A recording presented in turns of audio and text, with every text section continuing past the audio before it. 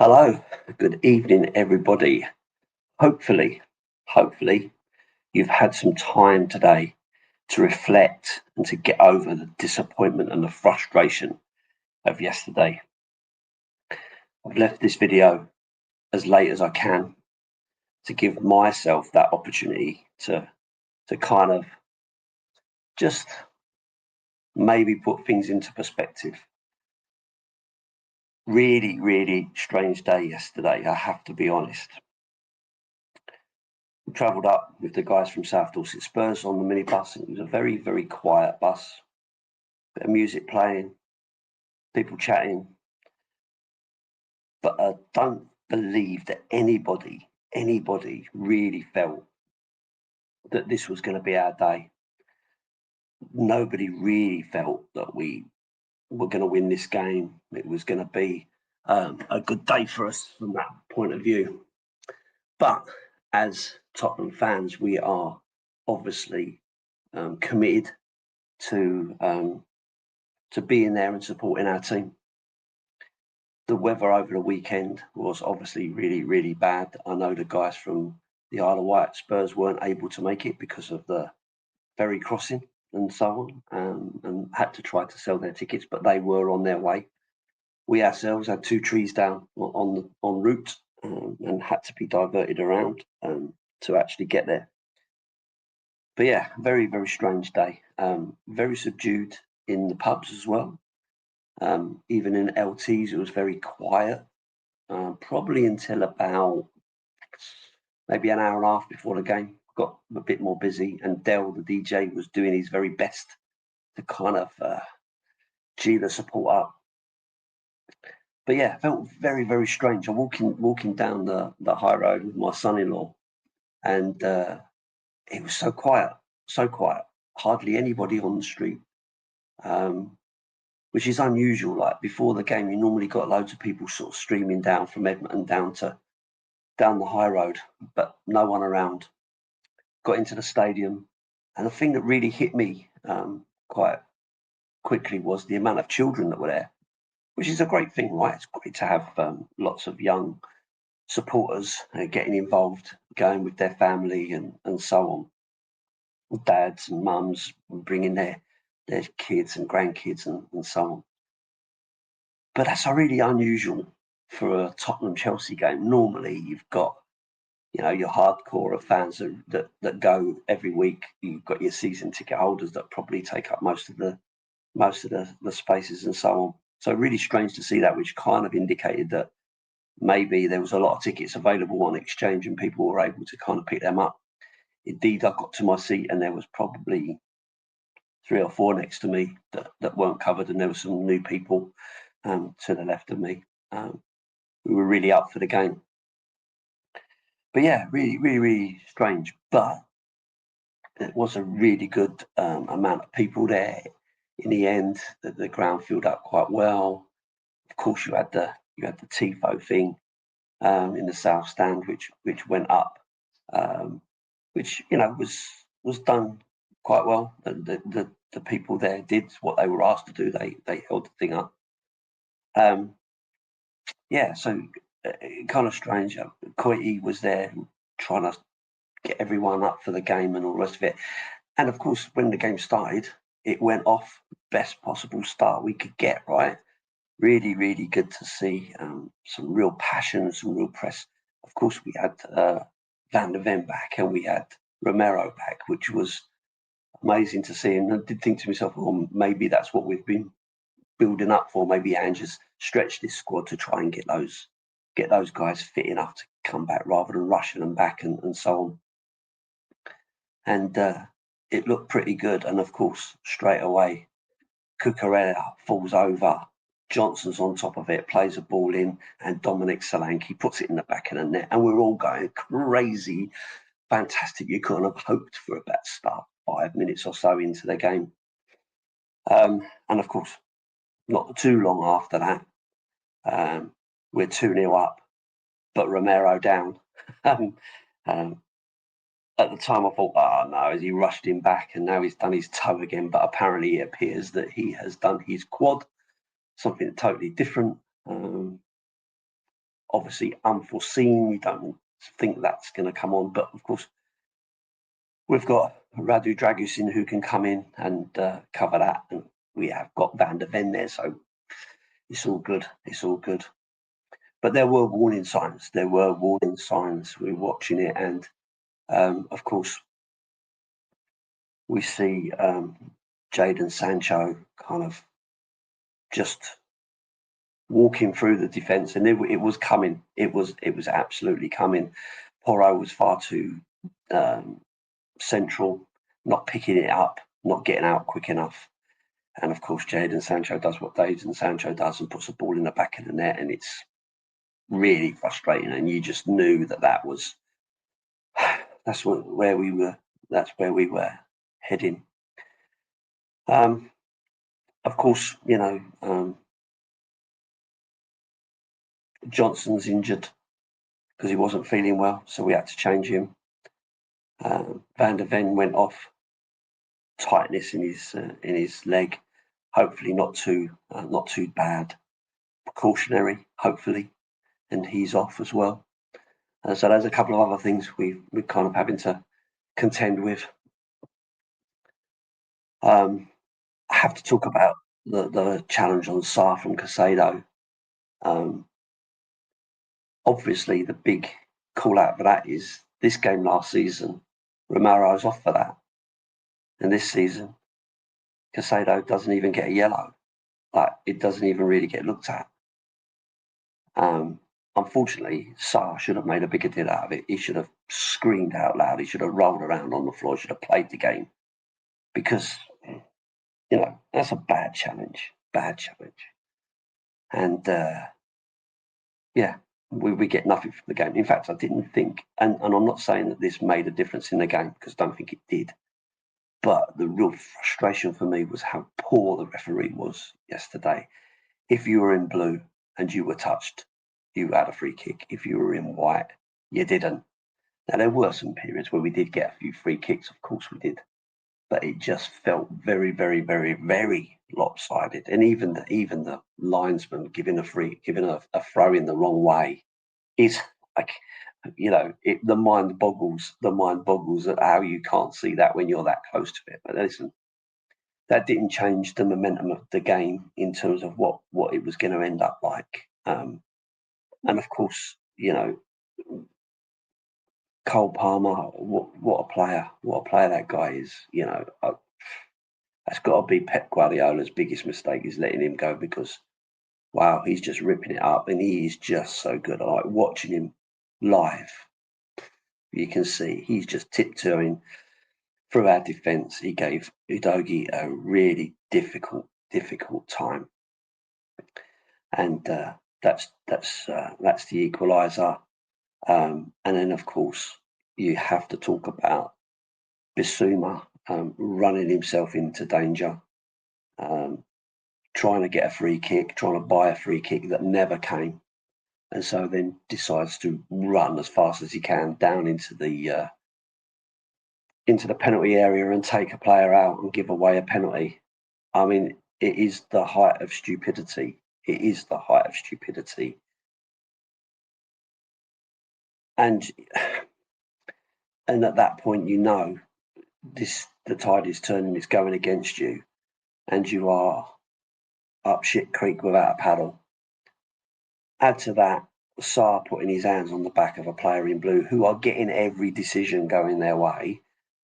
And of course, then you're giving away a second penalty, and Cole Palmer, rocks up and does the cheeky, do they call it a Panenka or something? And, he's just mugging you off at that point. There were opportunities in the game. We did have opportunities in the game.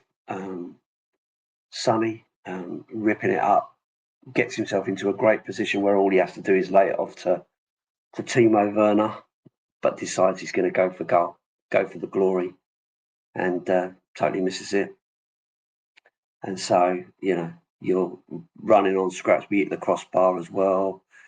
We had some opportunities in there. It was end-to-end stuff at some points, and we did get one back with Maddison, basically doing what Cole Palmer did and tiptoed all the way through through the Chelsea defence. He laid it back for Sonny, but by that time it was just too late. So many fans had already left the ground, to be honest with you, when it was at 4-3, and makes it feel a little bit closer than it actually was.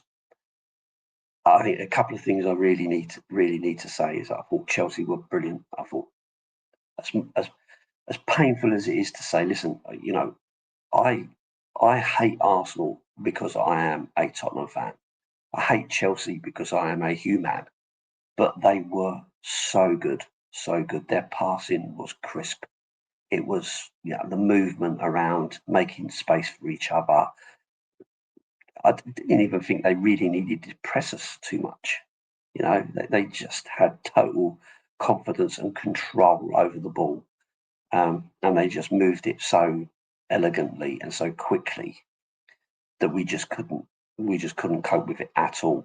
And I thought they were good, and I genuinely can see why they are second in the league, and I think they are genuine challengers for Liverpool. They are the best team that's come to Hart Lane so far that I've watched play football. I thought they were very, very good, and absolutely deserved the win.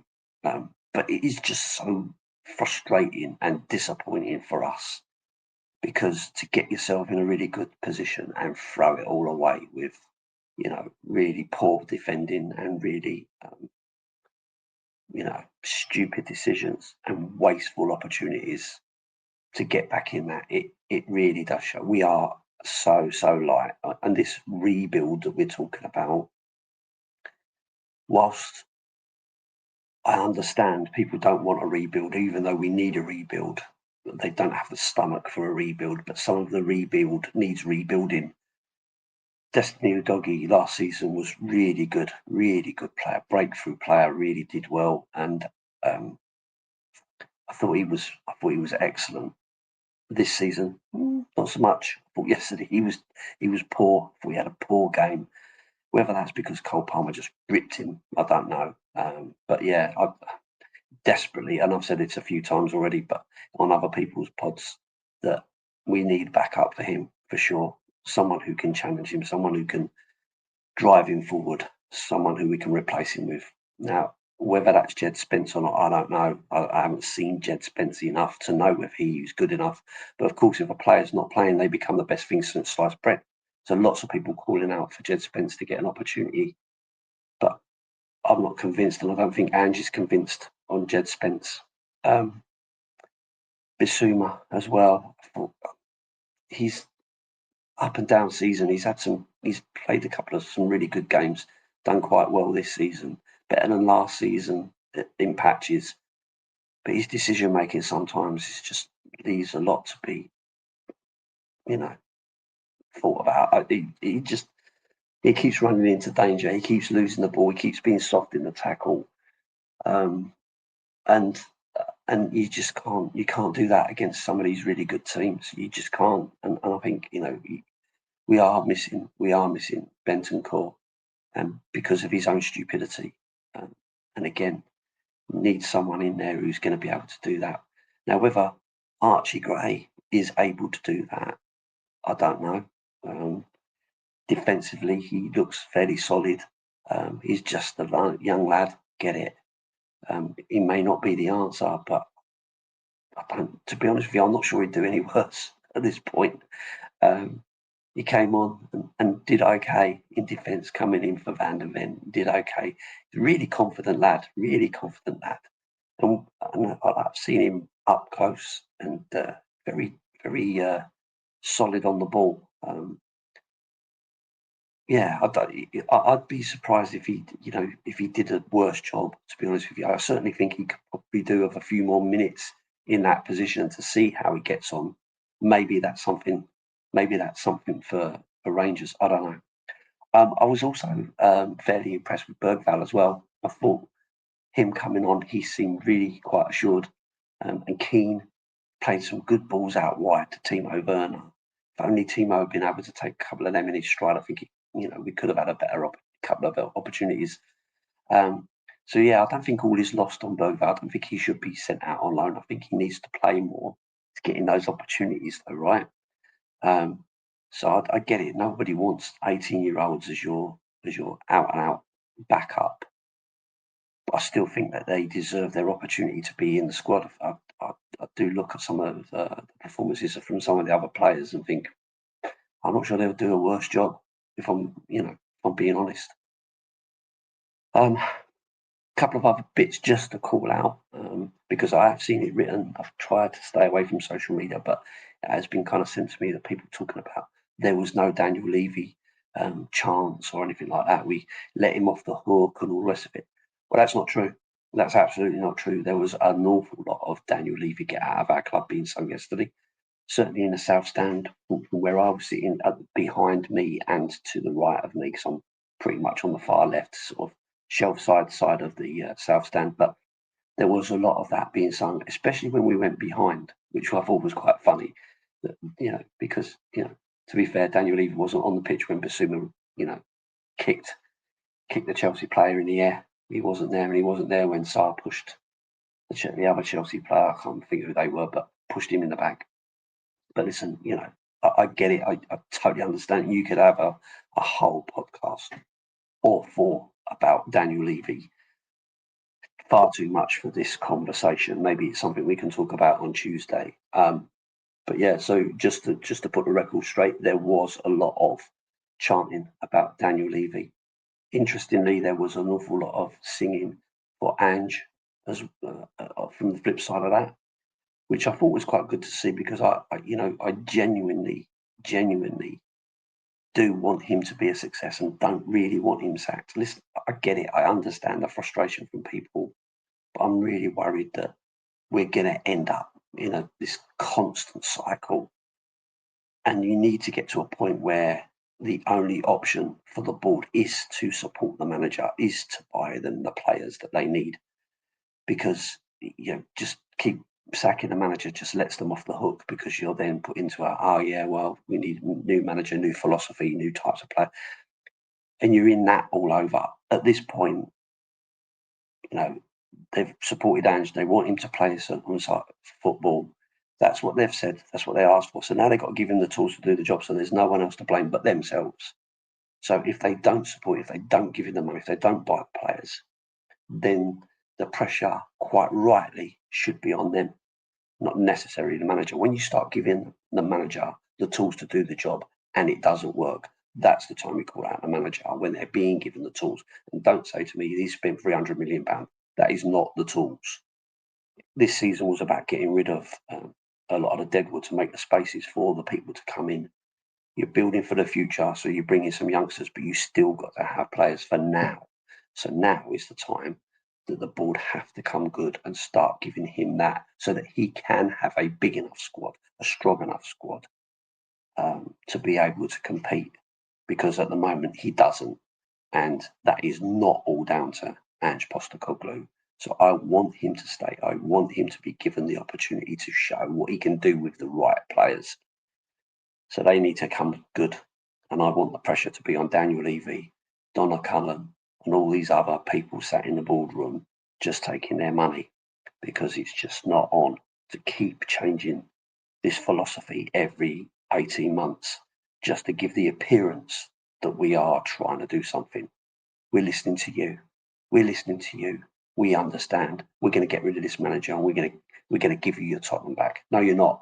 You're just going to hold us off for someone else, get our hopes up, and watch it all go through this same cycle again in another 18 months.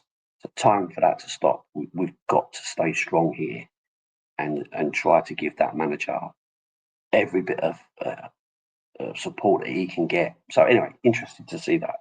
The TIFO thing really is really interesting because there was an email saying don't throw the things, don't make paper complaints and all the rest of it.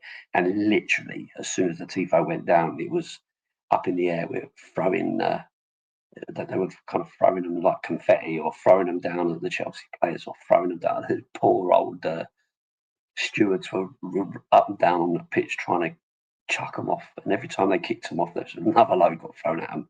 So don't expect to see to be seeing a TIFO anytime soon, because what you have to remember is, it wasn't the club who wanted the TIFO, it wasn't the club who organised the TIFO, it wasn't the club who paid for the TIFO.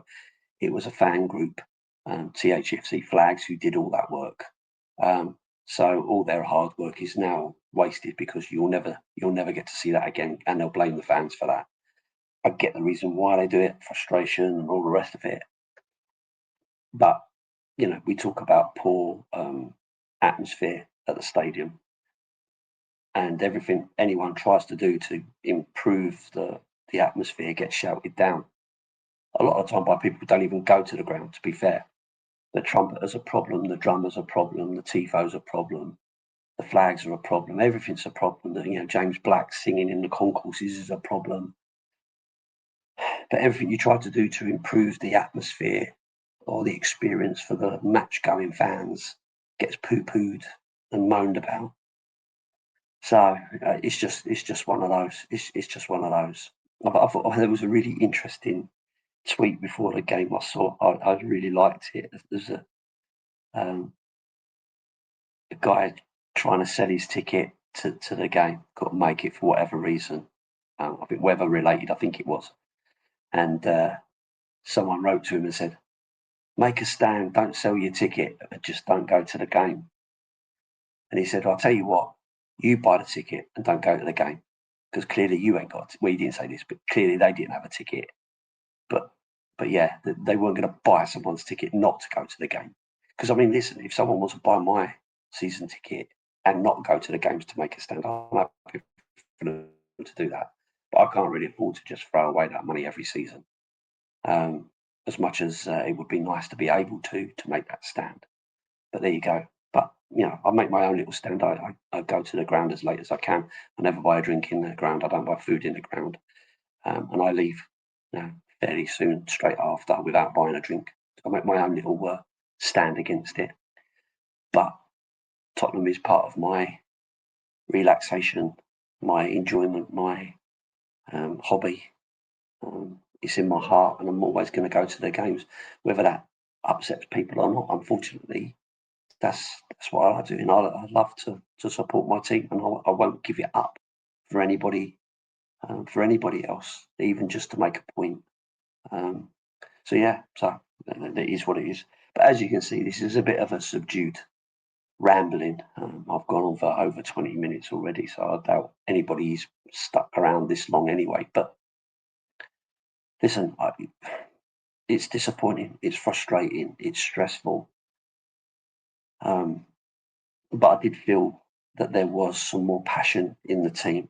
I did feel that we worked harder. But they've got to do that at every game. You can't do that just for the big games, and you've got to do it for 90 minutes. You can't just do it for the first half and think that's enough, or do it for the second half because you're behind. You've got to do it for 90 minutes. You've got to do it against every team, and I know it's difficult, and I know it's hard to keep up that momentum, especially if a team's pushing back at you. And that's why we need the strength in depth. That's why we need more than 18-year-old lads with potential. It's up to Ange to fix that. January is not far away. And so I'm hoping that will show some intent, some level of intent, depending on which players are available. Right? You've got to look at saying, well, who's available? Are they the right player? Will they improve us? Because we've been down that road as well, and some players have been brought in for big money, big wages, that haven't improved us, and of course it's nothing but aggro. So you're damned if you do, you're damned if you don't. And we're not there to make those decisions, and we're not the ones paying out the millions of pounds a week in wages and so on. And I want my club to be sustainable. I do want it to be around for my grandchildren to be able to hopefully one day enjoy going. if only, right? But yeah, it is a difficult time when you've got people like Tony Bayliss from South Dorset Spurs saying he may take a break from it. Then it's a bit of a worry. Anyway, here we go. On to Rangers. Let's see where that takes us. I'll be back for Shooting the Shit tomorrow night with the Essex boys. Hopefully we can talk a little bit more about some of this other stuff and get some other people's views on it, apart from just mine. But anyway, listen, If you've got this far, 25 minutes in, thanks for watching. I really appreciate it. Please leave your comments in the comment section below and let me know how you're feeling about it all. I do read them all, and it's good to know how everyone's feeling. It's not just me, right? But keep the faith. We keep on going. And as always, up the Spurs.